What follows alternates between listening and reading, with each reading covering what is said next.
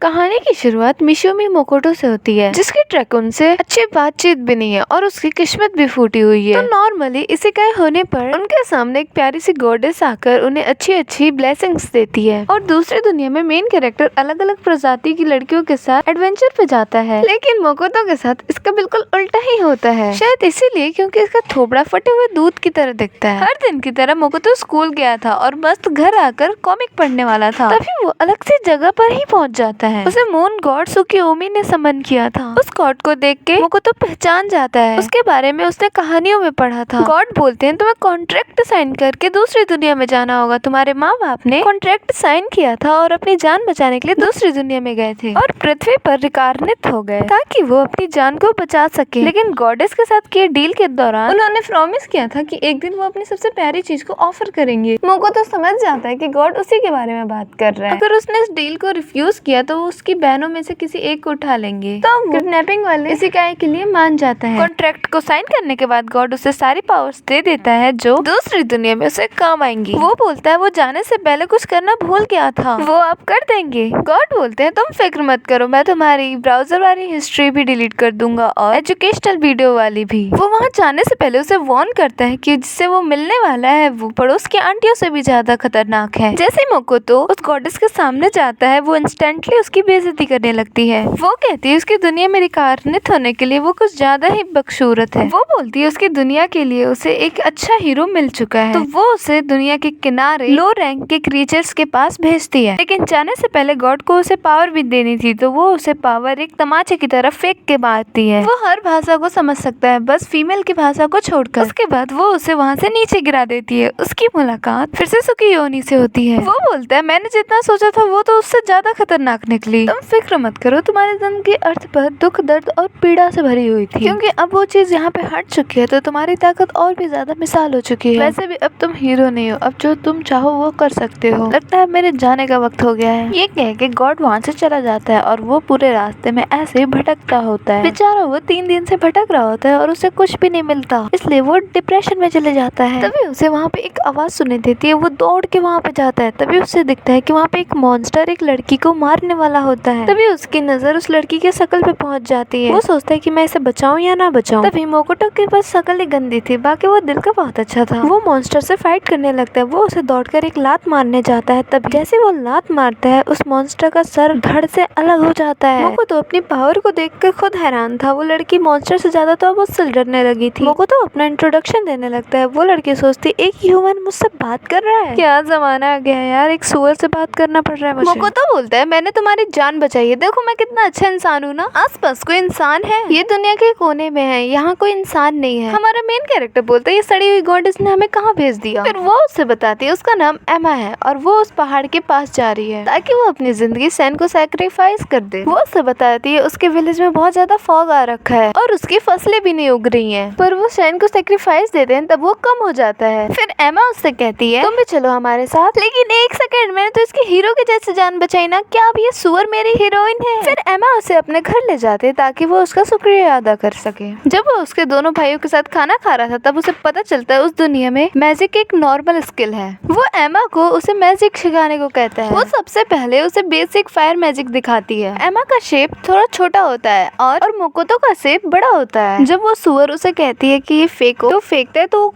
वहाँ जगह धमाका ही हो जाता है। वो बोलती है तुम पहले बार में इतना सब कुछ कैसे कर रहे हो? सबको लग रहा था कि उसका लेवल बहुत हाई होगा, पर चेक करने पे पता चलता है उसका लेवल तो 1 है। बाकी लोग उससे डिसअपॉइंटेड हो जाते हैं और वहाँ से चले जाते हैं। एमा उससे मैजिक सिखाना जारी रखती है। अगले दिन मोकोटो वहाँ से निकल जाता है इस उम्मीद में कि उसे कुछ करना होगा कि एमा को सेक्रीफाइस ना करना पड़े। वो अपने स्कूल में आर्चरी के क्लब में था। वो अपने फायर को एरो में कन्वर्ट करता है। वो सैन से लड़ने से पहले थोड़ी सी एरो प्रैक्टिस करता है। जब वो एरो को शूट करता है तो वो पूरा का पूरा गेट ही डिस्ट्रॉय हो जाता है। उसे पर पता नहीं था वहाँ पे कुछ लोग भी थे जो पूरे के पूरे पक चुके थे। उसे पता चलता है कि ये सारे लड़के शिन का नाम लेकर ऑक्स को डरा रहे थे। मोकोटो ने शिन के घर पे हमला किया था तब वो आ रहा था। ये उतनी बड़ी प्रॉब्लम थी नहीं जितने उसने बना दी। वहाँ प्रकट होते ही शिन उस पर हमला करने लगता है, लेकिन वो उसके हर एक अटैक को टॉच कर रहा था, जबकि उसको धुंध की वजह से कुछ दिखाई भी नहीं दे रहा। मोकोटो एक नई स्किल का यूज करता है जिससे वो उसे सेंस कर पा रहा था, जिससे वो उसके अटैक्स को आसानी से डॉच कर पा रहा था। फिर वो उस पर अटैक करता है और वो ड्रैगन के चारों तरफ फायर बॉल्स बना देता है, जिससे वो वो एक के बाद एक ड्रैगन पे हमला करने लगता है। उसके पावर्स को देखकर वो ड्रैगन भी हैरान था।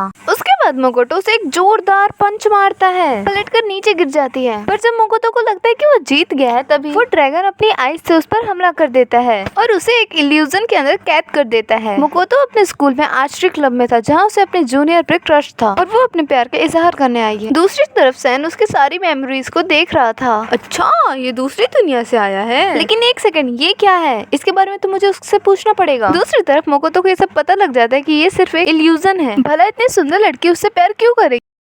कोई आपसे प्यार क्यों करेगा? अपने पावर्स का यूज करके वो उस इल्यूजन से बाहर आ जाता है। वो बोलता है, मैं समझ गया सुकियोमी ने मुझे क्या पावर दी है। मैं इस एरिया के अंदर जो चाहे वो कंट्रोल कर सकता हूँ। इसी तरीके से मैंने सैन को सेंस किया था, जिसके बाद वो उसका यूज करके अपने मुक्को की ताकत बढ़ाता है और उस बैरियर से बाहर आ जाता है। वो उस ड्रैगन की कुटाई करने के लिए रेडी था, लेकिन अब वो ड्रैगन उसे दुश्मन के तौर पर नहीं देखता था। वो बोलता है, तुम दूसरी दुनिया के हो ना, क्यों ना हम एक कॉन्ट्रैक्ट बनाए, इससे हम दोनों का ही फायदा होगा। मगर मैं इसके बारे में और जानना चाहता हूँ। क्या क्या देख लिया तुमने और क्या जानते हो मेरे बारे में? ये तो सच में सोचने वाली बात है। तुम्हें कॉन्ट्रैक्ट बना लेना चाहिए, इसमें हम दोनों का फायदा होगा। मोकोटो थोड़ा घबराया हुआ था, पर एंड में वो मान जाता है। रिचुअल्स के दौरान वो ड्रैगन 50-50 का कॉन्ट्रैक्ट बनाने वाला था, लेकिन मोकोटो की पावर बहुत ज्यादा थी, इसलिए वो उसका मास्टर बन जाता है और वो ड्रैगन उसका स्लेव है। उसके बाद वो ट्रांसफॉर्म होकर एक सुंदर लड़की में बदल जाता है। एक सेकंड, तुम लड़की थी? हमारा कॉन्ट्रैक्ट AK-20 का हुआ था, जिसमें कमजोर क्रिएचर को ताकतवर इंसान में कन्वर्ट होना होता है, इसलिए मैं ह्यूमन बन गई। इतना ही नहीं, मैं एक डमी प्लेन को भी कंट्रोल कर सकती हूँ और जिसके अंदर हम इस गेट के थ्रू जा सकते हैं। वो जब गेट के थ्रू अंदर जाते हैं तो वो जगह पूरी रंग बिरंगी होती है। ये सब देखकर शैन हैरान हो जाते हैं, क्योंकि वो जगह पहले खाली थी। मोकोटो के इन्फ्लुएंस की वजह से ये जगह पूरी तरीके से बदल गया है और यहाँ पे अर्थ वाले फ्रूट्स भी हैं। चलो चेक करते हैं यहाँ पे कितने बड़े फ्रूट्स हैं। वो अपनी एबिलिटीज का यूज करके उस साइज का पता लगाने लगता है। अरे बाप रे, ये जगह तो बहुत बड़ी है और वेस्ट में जाकर खत्म हो जाती है। अगर इस जगह पे तुम्हारा पूरा कंट्रोल है तो वो सड़ी हुई गॉडेस हमारा कुछ नहीं कर पाएगी और मैं यहाँ पे अपनी एक मस्त सिटी बनाकर रह सकता हूँ। तभी उसे याद आता है कि वो यहाँ पे आया क्यों था और सैन उसे बताती है कि उसका और ऑक्स का कोई लेना देना नहीं है। मोकोटो बाहर आकर इस गलतफहमी के बारे में सबको बताना चाहता है। बाहर निकलते ही उसे एमा दिखती है, जो शैन से लड़ाई करने के लिए उसे रोकने आई थी। सैन उसे बताती है कि वही लेजेंडरी ड्रैगन शैन है। इस बात पे एमा को बिल्कुल बिलीव नहीं हो रहा होता है। वो अपने स्किल्स देती है जो फाइट के दौरान गिर गए थे। क्या तुम्हें अभी भी यकीन नहीं हो रहा? एमा डर के मारे बेहोश हो जाती है। दूसरी तरफ मोटोको ऑक्स की पार्टीज में बैठा था और एमा उसका शुक्रिया अदा करती है और अगले दिन मोटोको देखता है कि सारे ऑक्स अपना बोरिया बिस्तर बांधकर रेडी थे। सैन, ये सब क्या चल रहा है? अच्छा, ये इन सभी को मैंने डमी प्लेन पे आने को कहा है। आखिर तुम ये सब कर क्या रही हो? चिंता मत करो, ये सब खेती बाड़ी करने के लिए काम आएंगे। उसने अपना ही एक मिनी वर्जन बना दिया है जो भी किसी भी मॉन्स्टर को ठिकाने लगा सकती है। वही सारे ऑक्स मोकोटो को सर्व करना चाहते थे। वो भी आखिरकार मान जाता है। उसके बाद सैन उस दुनिया में सभी को टेलीपोर्ट कर देती है और वो सभी लोग नए विलेज की कंस्ट्रक्शन में लग जाते हैं और मोकोटो अपने समय को मैजिक प्रैक्टिस में लगाता है। उसके बाद सैम हिस्टोरिकल ड्रामास के बारे में ही बात करती रहती है, जो कि वो मोटोको की मेमोरीज में देखती रहती है। बस आज के लिए बहुत हो गया, अब तुम्हें और मेमोरी नहीं देखनी है। बस लास्ट एपिसोड तो देख ही सकती हूँ, लेकिन वो गलती से कुछ और देखने लगती है। अरे कुछ तो प्राइवेट छोड़ दो मेरी माँ। फिर सैन कहती है वो सीरीज देखने के लिए वो कुछ टेलीविजन जैसे जुगाड़ बनाएगी। उसके बाद मोकोटो देखता है कि कुछ मेमोरीज बाहर ही रह गई थी, जिसमें उसकी फैमिली की भी फोटोज थी, जो कि उसके पेरेंट्स भी इसी दुनिया के थे। वो फैसला करता है कि वो उनके बारे में कुछ पता लगाएगा और दूसरी तरफ पास के एक जंगल में एक आदमी मॉन्स्टर से बच के भाग रहा है। उसके पीछे एक बड़ा सा स्पाइडर मॉन्स्टर पड़ा है, जिसका नाम ब्लैक डिजास्टर है। जब मोकोटो बाहर टहल रहा था तो वो दो ऑक्स के सामने आता है, जिन्हें एक बड़े से पेड़ को काटने में मुश्किल हो रही है, तो वो उनकी मदद करता है। वो अपने चाकू की ताकत बढ़ाकर उस बड़े से पेड़ को काट देता है और हाथों से उसे उठा लेता है, यहाँ तक कि वो बोन्स को भी हील कर सकता है बिना मनक का यूज किए हुए। और सुकीमी को इतने बढ़िया स्किल देने के लिए उसे शुक्रिया अदा करता है। ये स्किल वो अपने ऊपर यूज नहीं कर सकता। इससे मुझे कोई ज्यादा प्रॉब्लम नहीं होनी चाहिए जब तक मैं ज्यादा घायल ना हो जाऊं। उसके थोड़ी देर बाद शैन उस आदमी को उठाकर लेके आती है और जब वो बाहर थी तो उसका सामना उसके पुराने दुश्मन से हुआ था। मोकोटो के खून को सूंघ कर मॉन्स्टर यहाँ तक आ गया था। मोकोटो शैन को उससे लड़ने को कहता है। क्या मैं इससे लड़ूं? मैंने तो इसको पकड़ रखा है ना। ये एक स्पाइडर मॉन्स्टर है और इसके ऊपर एक श्राप है कि इसकी भूख कभी नहीं मिटेगी। तो इसका मुंह जहाँ पर भी जाता है ये उसे खाने लगता है। मोकोतो फायर एलिमेंट यूज करके उसके पैर पर हमला करता है, लेकिन उसकी रीजनरेशन एबिलिटी कुछ ज्यादा ही अच्छी है, इसलिए वो अपने सभी टांगों को फिर से उगा लेता है और फिर से वो मोकोतो के ऊपर हमला करने लगता है। मोकोतो उसे डैमेज तो कर रहा था, मगर वो ऐसे ही खुद को हील करता रहा तो मोकोतो खुद हार जाएगा इस लड़ाई में। वो काफी उस पे आग के भालों से वार करता है, लेकिन तभी वो स्पाइडर उसके पेट पर बहुत जोर से हमला करता है और उसे खाने की कोशिश करता है। इससे बस मोकोतो का गुस्सा ही बढ़ता है। वहाँ पे एक बहुत बड़ा धमाका होता है।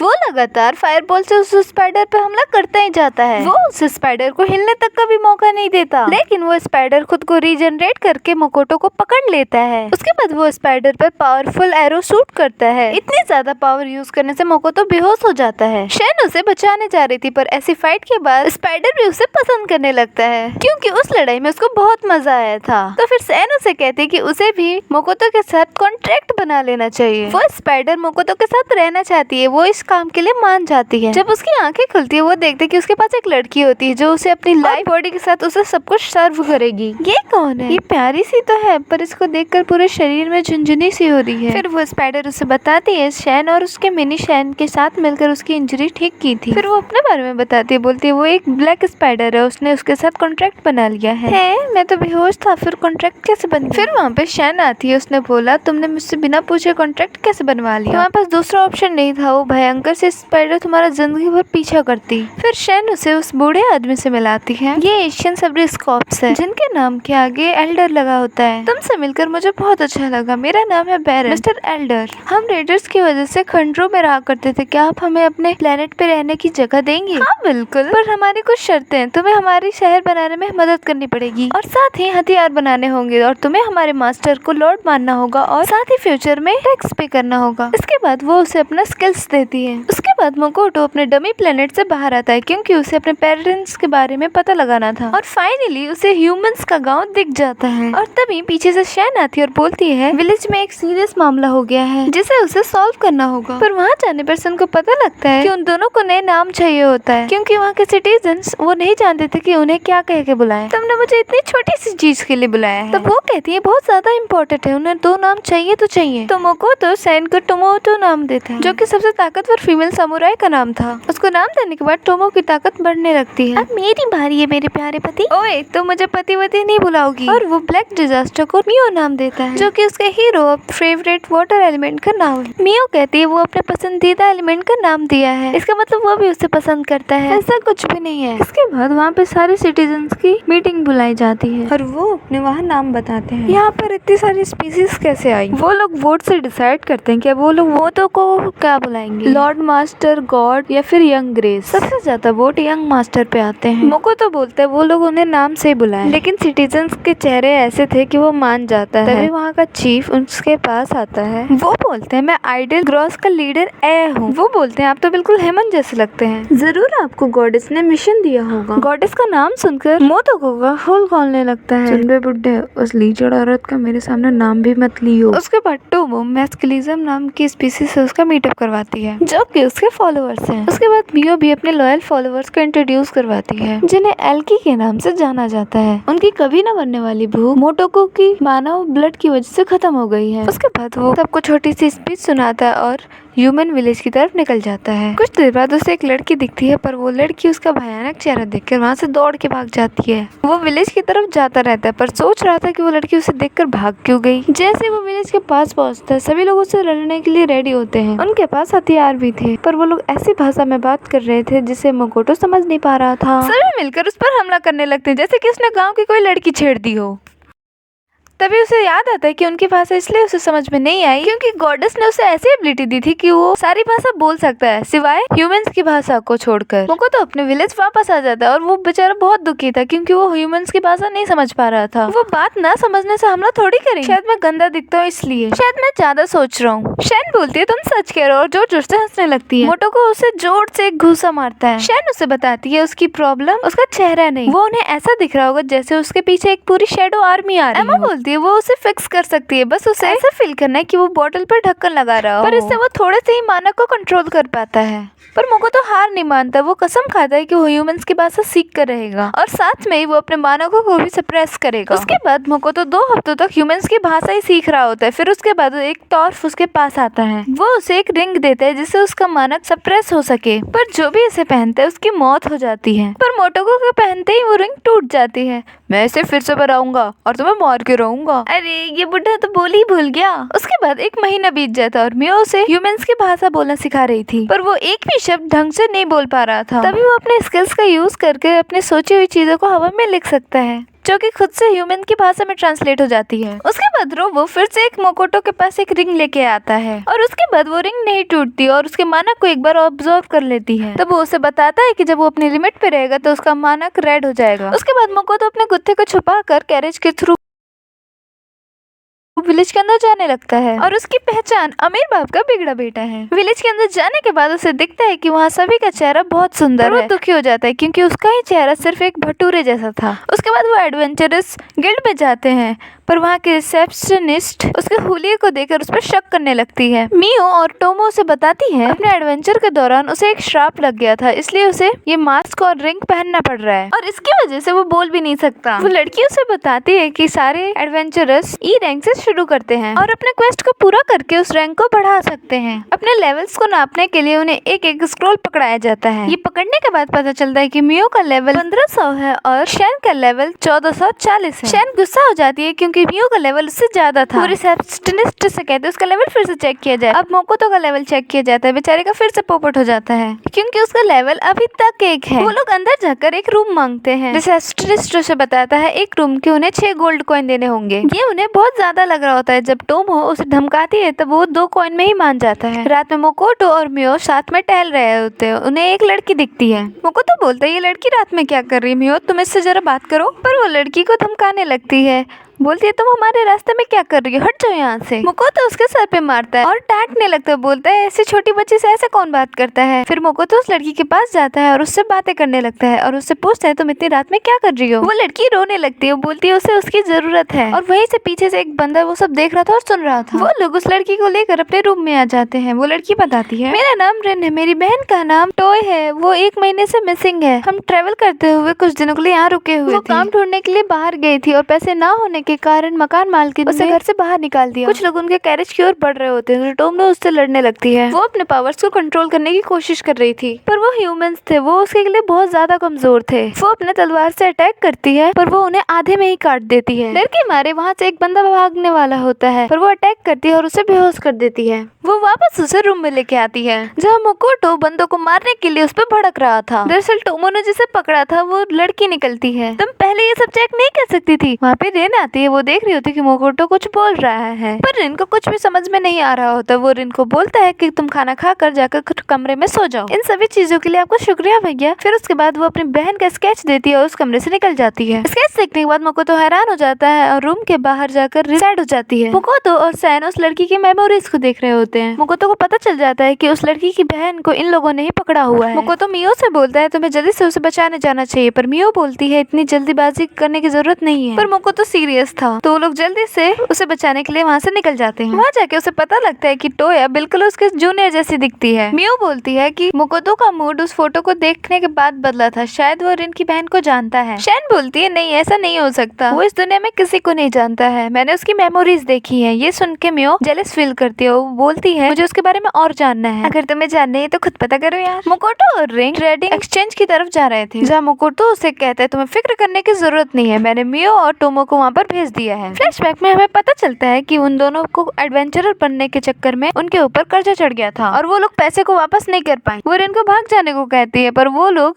रिन को भी पकड़ लेते हैं। उसके बाद हम टोआ को देखते हैं जो बुरी हालत पर जमीन पे पड़ी हुई थी। उसी वक्त मियो और शैन वहाँ पे आ जाते हैं और मियो उसे अपने पावर से हील करने लगती है और उसके बाद वो लोग वहाँ से जाने लगते हैं, पर दरवाजे पे लॉक लगा हुआ था तो मियो अपने पावर से दीवार को ही पिघला देती है। वो लोग वहाँ से जा ही रहे थे तभी वहाँ पे मिलसेल्स आ जाता है, जो कि उस एडवेंचरर गिल्ड का सबसे पावरफुल एडवेंचरर होता है। तभी मोकोटो ने अपने सारे फ्रूट्स को 500 गोल्ड में बेच दिया होता है और वो लोग होटल की तरफ जाने लगते हैं। तभी रिन एक लड़के को देखती है और उसे देखकर वो वहाँ से भागने लगती है, लेकिन मोकोटो अपने इन्वेस्टिगेशन अकाई का यूज करता है जिससे वो उस पर नजर रख पाता है। रिन उसे बताती है कि मोकोटो के पास कुछ अजीब से फल थे, वो उसे 500 गोल्ड कॉइन में बेचता है। वो एडवेंचरर उससे कहता है वो सारे पैसे चुरा कर वो उसके पास लेके आए, इससे उसकी बहन का कर्जा भी माफ हो जाएगा। रिन ऐसा नहीं करना चाहती थी पर वो अपने बहन के बारे में सोचती है और वो मान जाती है। और दूसरी तरफ मिल्स उससे पूछता है टोया मूव कैसे कर पा रही है, और हमें वही पता चलता है कि वही बंदा उन सभी का लीडर है। अरे ये तो वही लड़की है जिसका 1500 से ज्यादा लेवल था। उन्हें लगता है कि ये लेवल बहुत ज्यादा है, तो उन्हें नापने में कोई प्रॉब्लम हुई होगी। तुम हमारे ग्रुप को ज्वाइन क्यों नहीं करती, मैं तुम दोनों को अमीर बना सकता हूँ।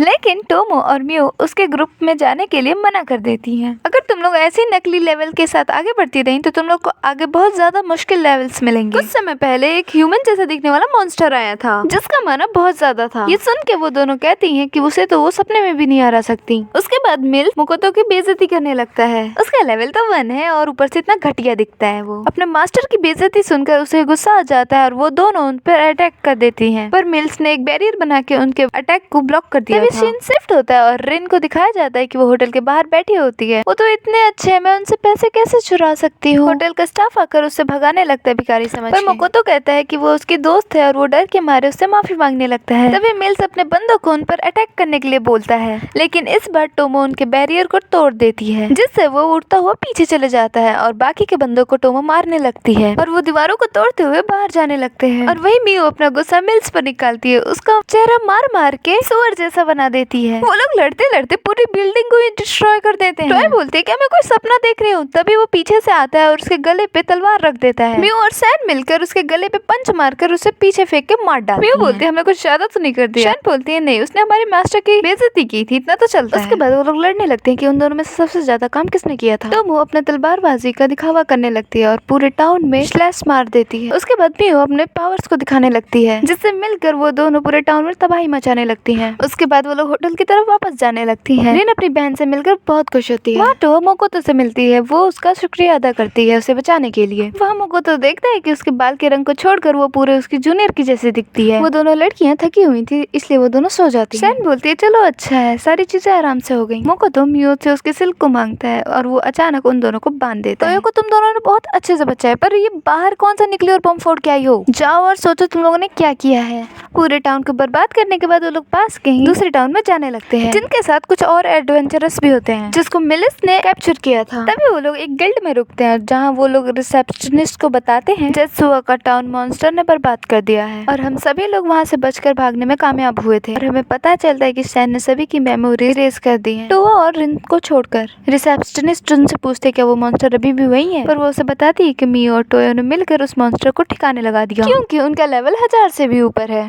पर रिसेप्शनिस्ट को उनकी बातों पर भरोसा नहीं होता क्योंकि इतना ज्यादा लेवल किसी का नहीं हो सकता। पर उसे पता चलता है कि जेत्सुआ का टाउन रजिस्टर होने से पहले ही तबाह हो गया तो उसे कुछ करना होगा, उन्हें फिर से रजिस्टर करना होगा। अगर इन दोनों का कंपटीशन ऐसे चलता रहा तो ये लोग कहीं दूसरे टाउन को भी तबाह ना कर दें। टोमो शायद तुम अपने मियो के लेवल्स के बारे में खुश नहीं हो। क्या तुम जानती हो सामुराई अपनी स्किल्स को इम्प्रूव करने के लिए अकेले हालात में भी प्रैक्टिस किया करते थे। मोकोतो का ये प्लान कामयाब कर जाता है और टोमो अकेले प्रैक्टिस करने के लिए निकल जाती है। ये देखकर मियो खुश हो जाती है क्योंकि अब मोकोतो का सारा समय उसके साथ बीतेगा। पर बेचारी की खुशी खत्म हो जाती है क्योंकि बाकी के एडवेंचरस और टाओ भी उसके साथ चल रहा है। तुम्हारे साथ आने के लिए मैं तुमसे माफी चाहूंगी, मुझे पता है कि तुम मोटोको की गर्लफ्रेंड हो। मियो ये सुनकर शर्मा जाती है और बोलती है वो सिर्फ उसकी फॉलोअर है। उसके बाद रास्ते में कुछ मॉन्स्टर आते हैं, उन्हें मियो एक ही अटैक में खत्म कर देती है। ये सब देखकर वहाँ के सारे एडवेंचरस खुश हो जाते हैं। वो छोटी बच्ची बोलती है वाह दीदी आप तो बहुत प्रो हो। वो लोग जाने से पहले मॉन्स्टर के अंदर से वैल्यूएबल पार्ट्स निकाल लेते हैं। मोको तो उसका आँख तक भी नहीं देख पा रहा था, पर जब वो पार्ट्स निकाल रही थी तो बेचारे का मूड ही बदल जाता है। मेरी प्यारी आसोकावा ये क्या कर रही है। इसके बाद वो लोग जर्नी को जारी रखते हैं और उनके बीच में जो भी मॉन्स्टर आता है उन्हें वो खत्म कर देते हैं। मोको तो अपने ग्रुप का नाम कोज़ोनोआ ट्रेडिंग कंपनी रखता है और उन्होंने अब तक बहुत सारे मटेरियल्स भी इकट्ठा कर लिए हैं। जब वो एक जंगल से गुजर रहे थे तो उनके सामने रेंज मॉन्स्टर आ जाते हैं जिनका नाम रूबी आइस है। मोटोको मियो से फिर से कहता है कि इन सारे मॉन्स्टर को ठिकाने लगा दे। वो एडवेंचरस कहते हैं कि उसके वैल्यूएबल पार्ट्स को वो डिस्ट्रॉय ना करे। ये सुन के उसको गुस्सा आ जाता है और वो मोकोतो से कहती है वो खुद ही उन्हें संभाले। जाने से पहले वो लोग उसे बताते हैं कि मॉन्स्टर का वीक पार्ट उसका पेट है। उसको जाते हुए देख सब लोग टेंशन में थे क्योंकि मोटोको का लेवल सिर्फ 1 है, लेकिन मोकोतो एक एक करके अपने तीर से उन सारे मॉन्स्टर को मारता जाता है और कुछ सेकंड्स के अंदर ही वो सारे मॉन्स्टर्स मर चुके थे। सारे एडवेंचरर्स उसके स्किल्स की तारीफ करते हैं, लेकिन इसके तुरंत बाद वो लोग काट पिटाई शुरू कर देते हैं और अगले टाउन में पहुंचने से पहले वो लोग 12 रुपया इसको कलेक्ट कर लेते हैं। जब एडवेंचरर्स वो गिल्ड में पहुंचते हैं तो मियो उन सबका शुक्रिया अदा करती है क्योंकि रास्ते में मॉन्स्टर को मारते हुए उसका लेवल अप हो गया था। बेचारा मोकोतो दुखी था क्योंकि इतने सारे मॉन्स्टर को मारने के बाद भी उसका लेवल 1 ही पे अटका था। गिल्ड में उसे एस रैंक का कॉस्ट दिखता है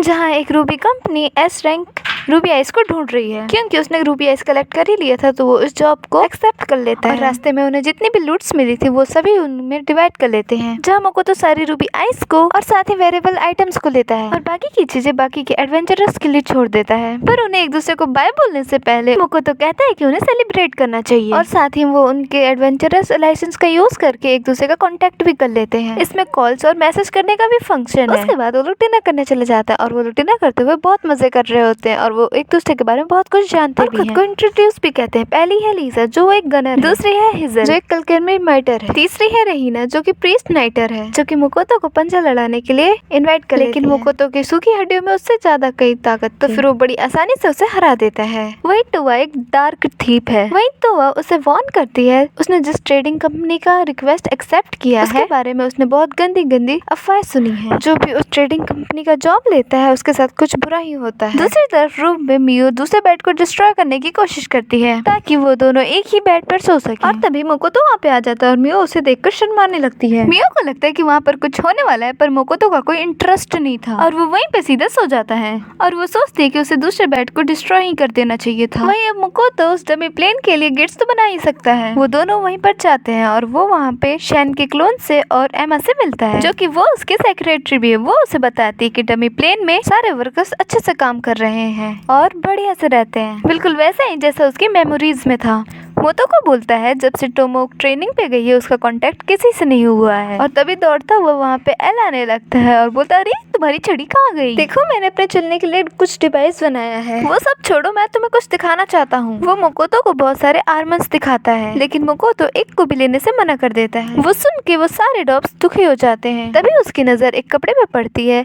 उस कपड़े को उसने बनाया था जिसने उसका रिंग भी बनाया था। वो बोलता है ये कपड़े माना को ऑब्जर्व करते पर इतनी तेजी से कि ये तुम्हें मार देगी। पर मोकोतो उसकी नहीं सुनता और वो पहन लेता है पर पिछली बार की तरह वो इस बार भी नहीं मरता। फिर वो उसे बताता है कि उसे ये फिजिकल और मैजिकल डिफेंस भी देता है और साथ ही उसे इमेजिन करके इसके रंग को भी बदल सकता है। रेड होने में उसकी स्पीड बढ़ेगी और ब्लू होने में उसकी ताकत। रेड में वो बहुत तेजी से भाग रहा था पर ऐसे वो उसके मानक को ऑब्जर्व नहीं कर पाता था और उसके चिथड़े चिथड़े उड़ जाते हैं। मोकोतो उससे कहता है क्या वो थोड़े मजबूत कपड़े बना सकता है पर वो इस बार प्रॉमिस करता है कि वो इस बार ऐसे कपड़े बनाएगा कि वो लिटरली उसकी जान ले लेगा। इसकी मोटिवेशन इतनी अजीब क्यों होती है? उसके बाद एमा उसे कुछ एक्स से मिलाती है जो कि वो ह्यूमंस में ट्रांसफॉर्म होने की कोशिश कर रहे हैं जो कि मेनली बाहर जाकर इंग्रेडिएंट्स को जमा करते हैं और वो लोग कहते हैं कि जहरीली से जहरीली चीजों को भी वो टेस्टी खाने की तरह खा सकते हैं। अगले दिन मोकोतो अपने ट्रेडिंग क्लाइंट से मिलने जाता है उस ट्रेडिंग कंपनी में जहाँ पर वो रूबी आइस को देने पहुंचा था और वहाँ पे कंपनी का रिप्रेजेंटेटिव उसका स्वागत करता है और मोकोतो उसे बताता है कि उसका लेवल 1 है और वो यहाँ एक ट्रेडिंग कंपनी ओपन करना चाहता है। तुम हमारे साथ कनेक्शन जोड़ना चाहते हो और तुम हर चीज गलत कर रहे हो। हमें तुमसे कोई बात नहीं करनी, तुम्हें रिसर्च कर लेनी चाहिए थी। रूबी आइस मॉन्स्टर बहुत खतरनाक होते हैं, तुम्हारे लेवल का कोई नहीं हरा सकता। तभी मोकोतो उसे रूबी आइस दिखाता है और ये देखकर पैट्रिक हैरान हो जाता है। उससे रूडली बात करने के लिए पैट्रिक उससे माफी मांगता है। पैट्रिक उसे बताता है कि उसे ये रूबी आइस मेडिसिन बनाने के लिए चाहिए। वो बताता है कि उसकी बीवी और बेटी एक बहुत गंभीर बीमारी से जूझ रहे हैं। तभी एक एडवेंचरर जिसका नाम एहन गिल्ड में जाता है और वो पूछता है कि S1 रैंक वाले को किसने एक्सेप्ट किया और वो एम्बुलूसिया नाम की दवाई बनाना चाहता है ताकि वो अपनी बीवी और बच्ची को उस गंभीर बीमारी से ठीक कर सके। तो बताता है कि वो एक एर्थोलॉजिस्ट को जानता है जो उसकी दवाई बनाने में उसकी हेल्प कर सकता है। पर पैट्रिक बोलता है उसे एंटीडोट बनाने के लिए और भी ज्यादा रूबी आइस की जरूरत है। पर तभी मोकोतो जितनी भी रूबी आइस लेकर आया था वो सभी उसके सामने रख देता है। ये देखकर पैट्रिक और उसके सर्वेंट्स बहुत ज्यादा ही खुश होते हैं। उसके बाद पैट्रिक उसे जॉब के लिए सीट देता है। मर्चेंट गिल्ड में तुम्हारे एंट्रेंस एग्जाम के लिए तुम्हारे गुड लक। अभी तो एग्जाम से छुटकारा मिला था यार, फिर से एग्जाम। उसके बाद मोकोतो मर्चेंट गिल्ड में जाता है जहाँ पे रिसेप्शनिस्ट उसे एंट्रेंस एग्जाम के बारे में समझाती है। अगर वो इसमें पास कर जाता है तो उसे प्रैक्टिकल मटेरियल गैदरिंग में पास होना होगा। अगर वो फेल हो जाता है तो उसे दोबारा अप्लाई करने के लिए 6 महीना वेट करना पड़ेगा। वो एग्जाम की तैयारी करने के लिए एक महंगी सी बुक खरीदता है। जब वो उसे खोल के देखते हैं तब उसे पछतावा होने लगता है। रिसेप्शनिस्ट को लगता है कि उसके लिए ये बुक बहुत ज्यादा मुश्किल है। वो कहती है कि ये एग्जाम बहुत कम लोग पास कर पाते हैं। तब मकोटो कहता है कि वो अभी इस एग्जाम को देना चाहता है क्योंकि इस एग्जाम में दूसरी तीसरी क्लास का सिर्फ मैथ है।